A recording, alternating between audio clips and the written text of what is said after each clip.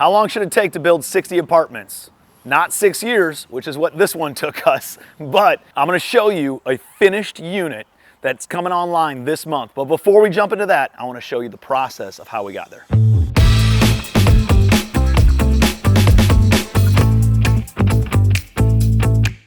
So this project was originally brought to me by a joint venture partner who asked me to essentially bring some cash to the deal and co-sign on the loan. And by the way, if you hear some noise in the background, it's because we're on site and work is getting done.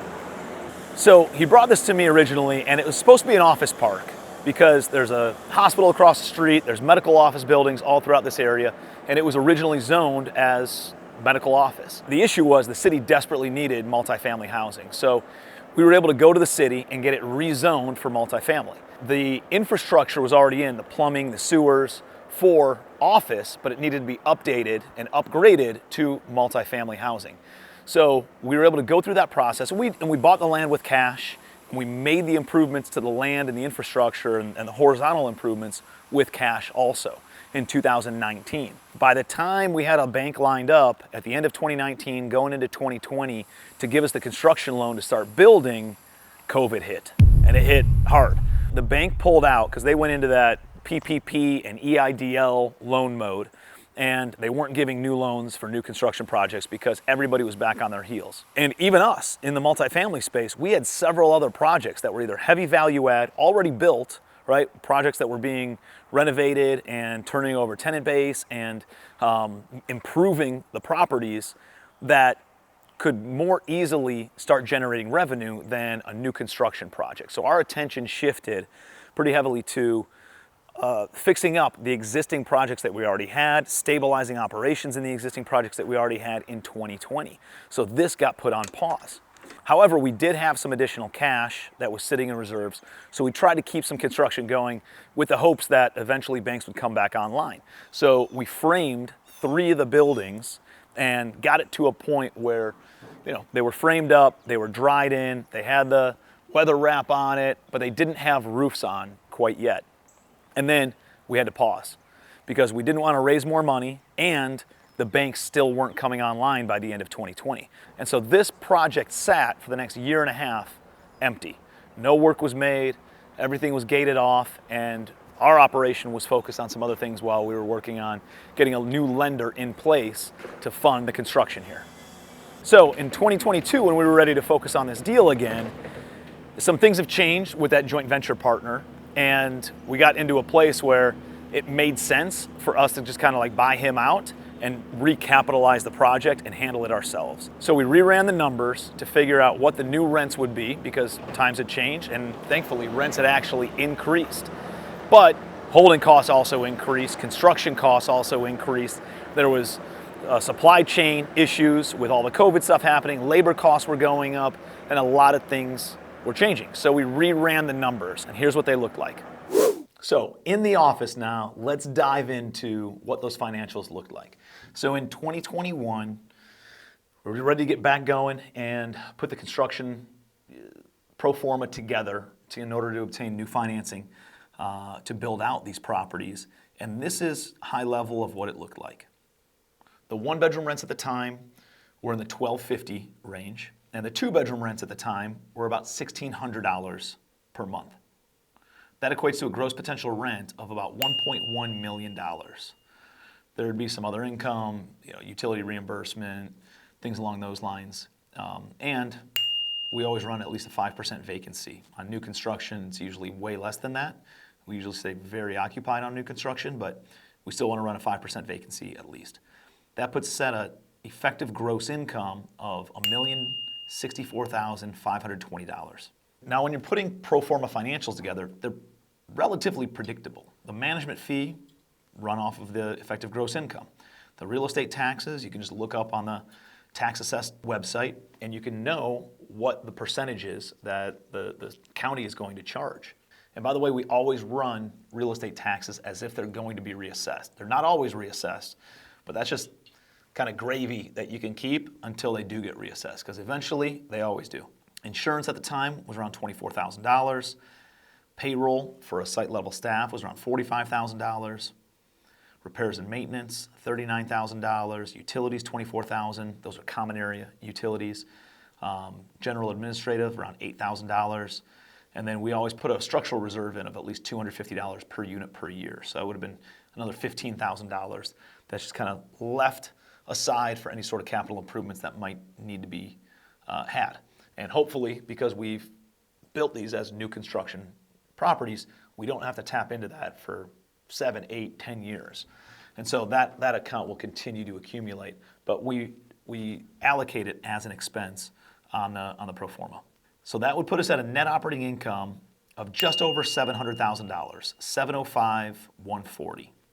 Now again, this is 2021 before interest rates rose in 2022 and 2023. And so we were very confident in our cap rate of 5.25%. Based on that NOI at a 5.25% cap rate, it would have put a stabilized value about $13.4 million. With that, we were confident we could get a 75% LTV loan, a little over $10 million that we could then bring out when we go to refinance. And then as you can see there, we were expecting a 3.8% interest rate, 10-year term, 30-year amortization, minimal debt service for the amount of the loan, and still hitting a 1.25% debt service coverage ratio and a 7% debt yield. So in a very strong position and great valuation, and we were all excited about that. I put an investment summary together, and we went out and we raised more capital for this project. Got the construction loan locked in, and then we hit the ground running. Now let's go back on site, and we'll talk about what happened next. So with that, we were able to secure new funding from a debt fund that we had done deals with before, and I brought in a new contractor to take things over, which is, by the way, not an easy process. A new contractor has to take on the liabilities and the risks that were there, or any shoddy work that was done by the previous contractor. And these had been sitting for almost 2 years in South Carolina heat and humidity. And so without roofs on it, without windows in yet, there was a bunch of moisture damage, and we had to replace about 50% of all the wood rot that was on these buildings. Fortunately, we were able to just replace it. We didn't have to tear them down and then redo it all. But on 3 of the buildings, we had to go back in and replace about 40 to 50% of all the wood. But the good news is the building started looking like this. And so we were able to seal them up, put on roofs, put in windows, get some siding up. We have all hardy plank siding, and really dry in the buildings. But then at the end of 2023, after rates had increased pretty dramatically, our debt fund lender put us on hold for about 6 months and stopped allowing draws. And eventually we ran out of cash. So it sat like this for another about 6 months until we were able to secure a new lender to come in the summer of 2024. Not only that, but the contractor who was working on this project, it was just too much for them to be able to take on. And so we ended up parting ways with them, and I had to bring in another contractor to take over, again, pre-existing work. And essentially the responsibility and liability of fixing things that the previous contractor may have done or may have not done properly, because now it goes on the new contractor's reputation and insurance. They're essentially assuming all that liability. So it was not an easy task to find a new contractor or a new lender to come in and fund a project that was already 5 years in the making and still not complete. It took a lot of time, a lot of commitment, a lot of responsibility, and we had to bring more cash to the table. So let's dive into the financials when we had to raise money. Again, because of timelines being extended and budget going over again.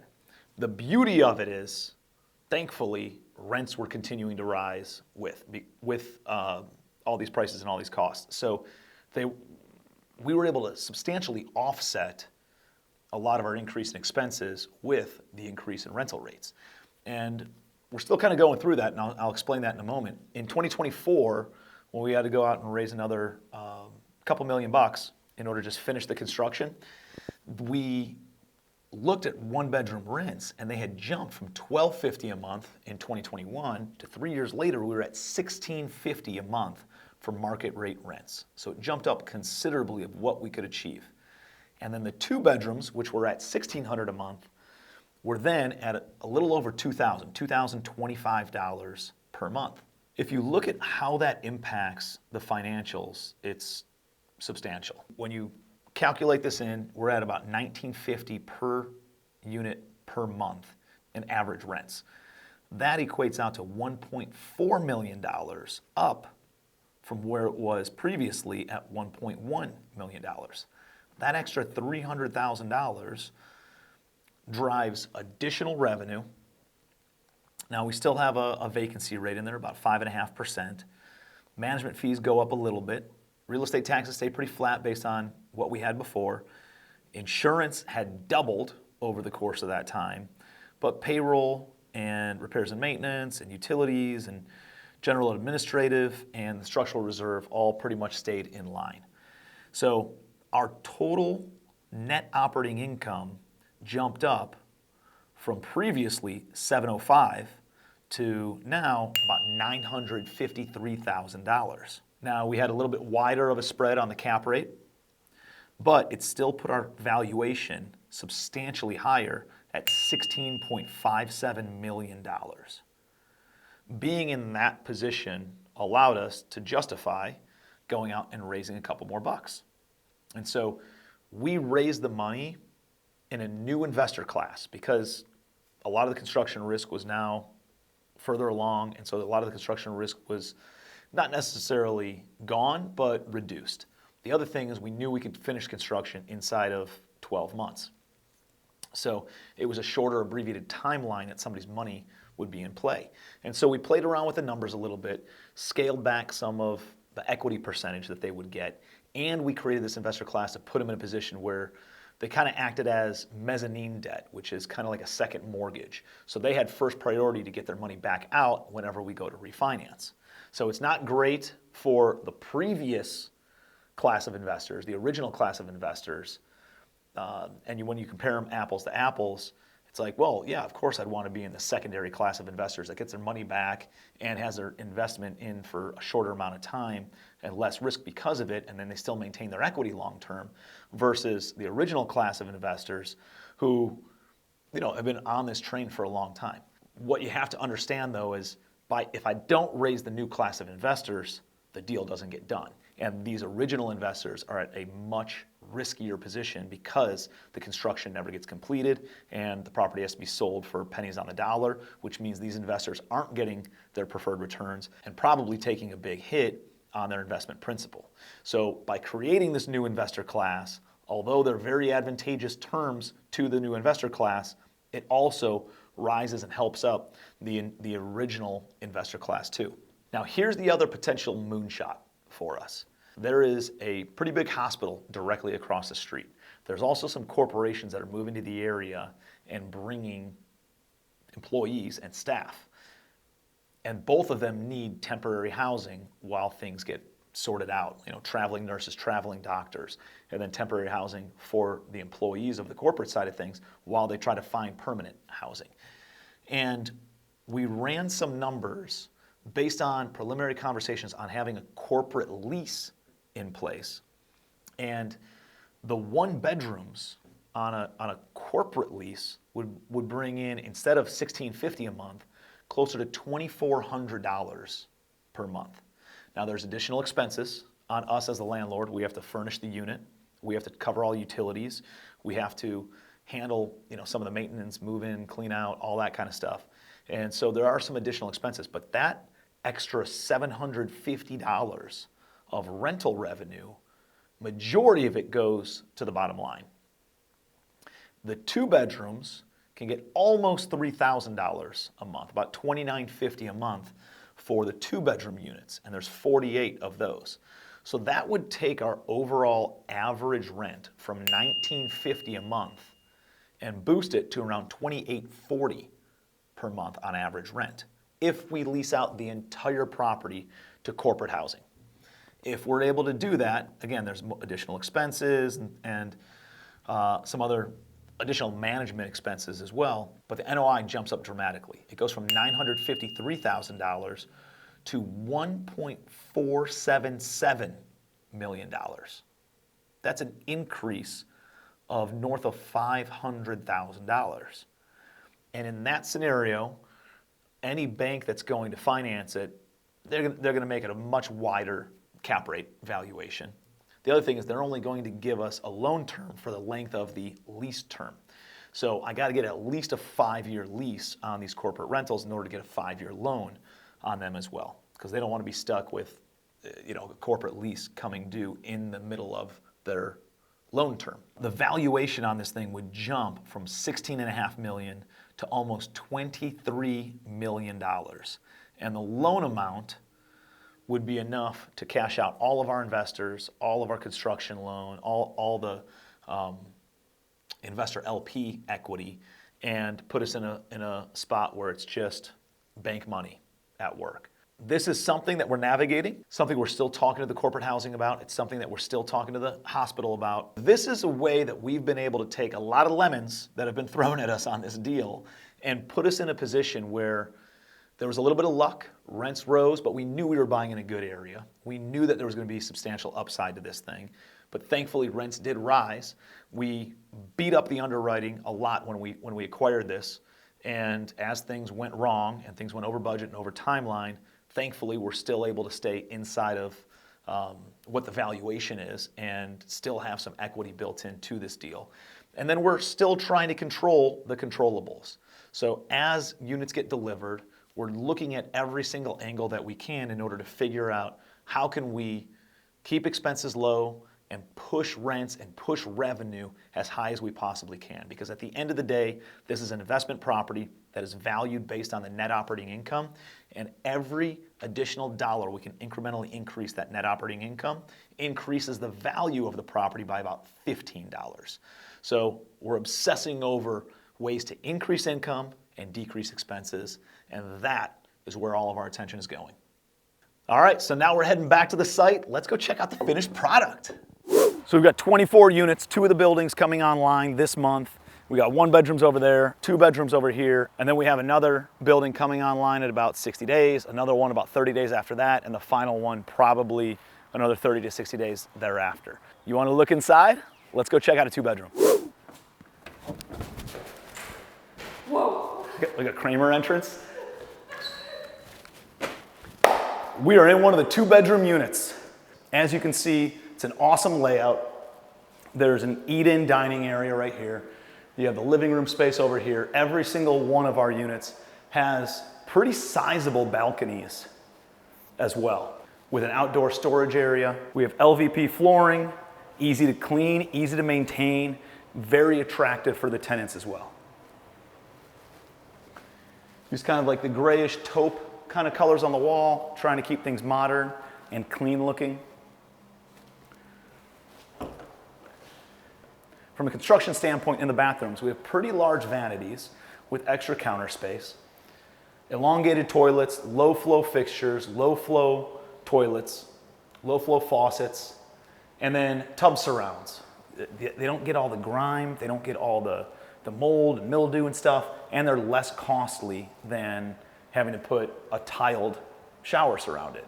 If we're gonna spend money on something that really pops, I'd rather spend that in the kitchen where they're spending the majority of their time. Simple bedrooms, and at the same time, both have walk-in closets.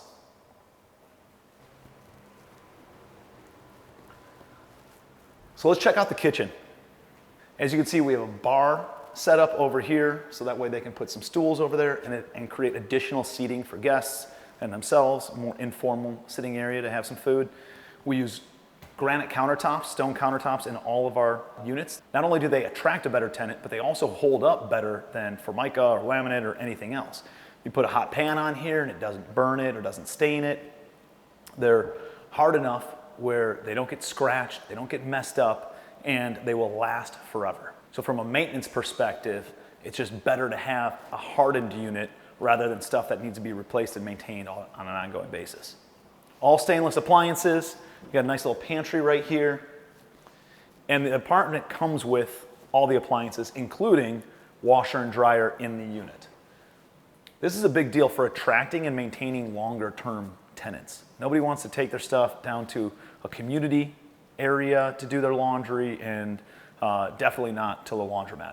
So in the kitchen, we've got shaker style cabinets Simple knobs, but they also pop a little bit, right?